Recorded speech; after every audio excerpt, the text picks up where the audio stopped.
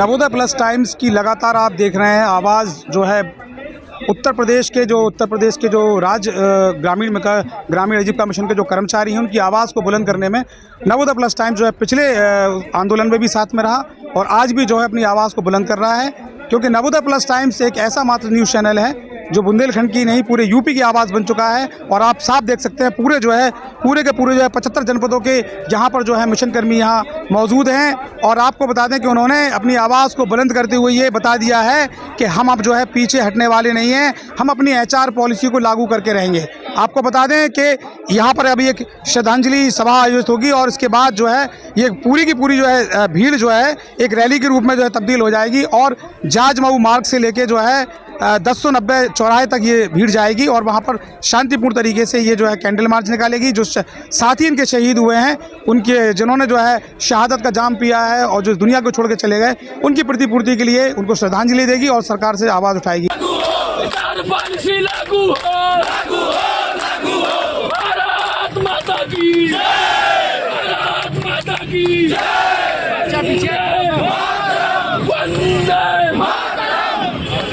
एक साथी हमारे बीच में आइए, उनसे बात कराते हैं।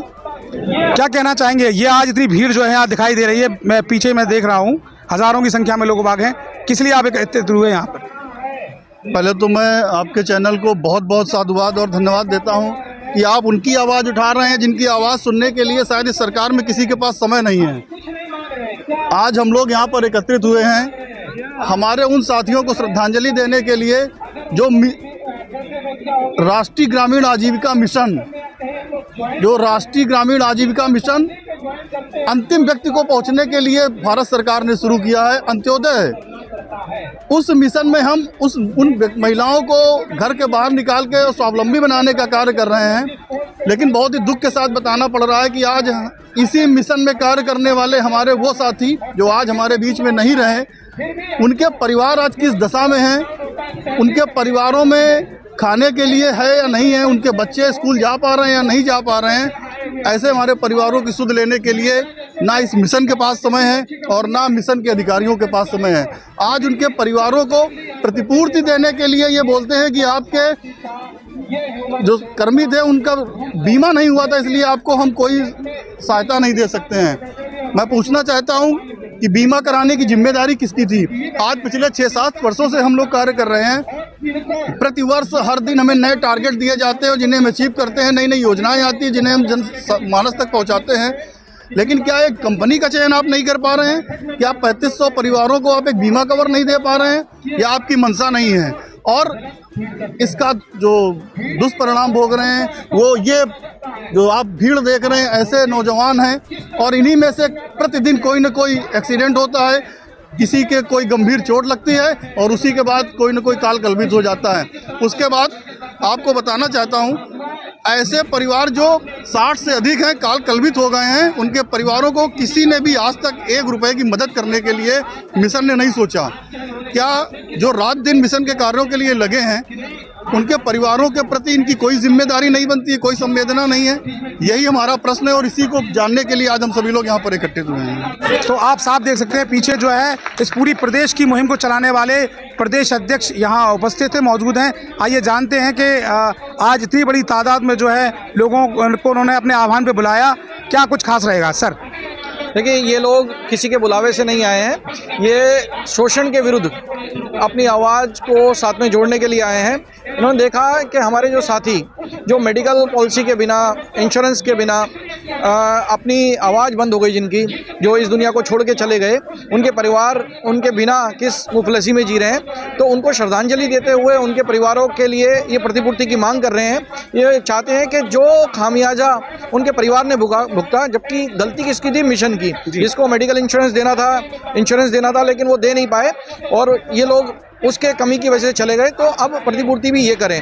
तो हमारी मुहिम ये है कि जो मिशन ने बिल्कुल मना कर दिया है कि क्योंकि इनकी मेडिकल पॉलिसी नहीं है, इनका इंश्योरेंस नहीं है, तो इनको कोई प्रतिपूर्ति नहीं दी जा सकती। उसका विरोध करते हुए हम लोग भरसकर प्रयास करके और ये जो सामूहिक मुहिम है वो इसीलिए कि उन साथियों के परिवारों को उनकी प्रतिपूर्ति मिले और उनको उनका हक मिले, जिसके लिए वो ज़रूरी है। धन्यवाद। तो आप साफ देख सकते हैं, ये थे योगेश मोगा जी, जो कि जो है उत्तर प्रदेश राज्य ग्रामीण आजीविका मिशन के मिशन कर्मियों की आवाज़ को बुलंद कर रहे हैं और उनका ये कहना है कि जब तक हम अपनी इनकी मांगों को पूरी नहीं करा लेंगे, हम अड़े रहेंगे, हम डटे रहेंगे, हम यहाँ से जाने वाले नहीं हैं। मैं लखनऊ से शाहिद खान, नवोदय प्लस टाइम्स के लिए। जो हमारे साथी मृत्यु को प्राप्त हुए, क्योंकि हमारे यहाँ पे मेडिकल पॉलिसी और इंश्योरेंस पॉलिसी लागू नहीं है। हमारे संस्थान द्वारा लागू करने के बावजूद भी उसका लाभ किसी भी कर्मी को नहीं दिया गया।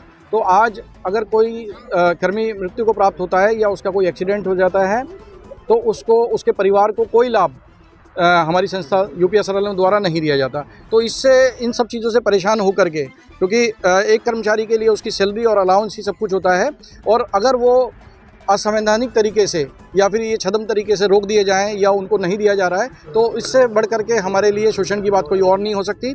और ये आश्वासन लगातार देते रहे कि हम ये चीज़ें आपको दे रहे हैं, हमारी पॉलिसी में लगातार पत्राचार होते रहे कि भाई ये चीज़ें आपको मिलनी है, ये तय हो गई हैं, फ़िलहाल वहाँ से पास है, वहाँ रुक गई हैं। तो ये तकरीबन लॉलीपॉप जैसा माहौल रहा और हाथ में किसी को कुछ नहीं मिला। और आज तक हम लोग सिर्फ इसी उम्मीद में हैं कि हमारे को HR पॉलिसी के लाभ मिलेंगे, लेकिन 10 साल से इंतजार के बाद हम लोग मायूस हैं, खाली हाथ हैं और मजबूर होकर के हमें इको गार्डन में इस तरह का धरना प्रदर्शन करना पड़ा। 30 नवंबर से हम लोग यहाँ पे जुटे हुए हैं।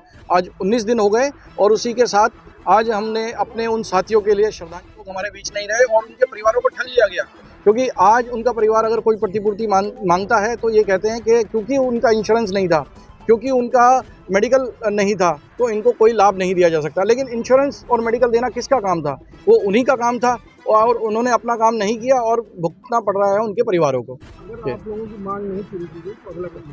देखिए, हम लोगों की अगर मांग पूरी नहीं की गई तो हम अनवरत इसी तरह से धरना देंगे। हम किसी आश्वासन के क्रम में वापसी लौटने वाले नहीं हैं और बहुत सारी चीज़ें यहाँ बोलने की नहीं है। इसका असर, क्योंकि हम लोग फील्ड के लोग हैं, हम लोग फील्ड के लोग हैं। हमारे 825-26 जनपदों ब्लॉकों में हमारे कर्मचारी कार्यरत हैं। 75 जनपदों में हमारे कर्मी जो हम लोग साथी हैं वो कार्यरत हैं।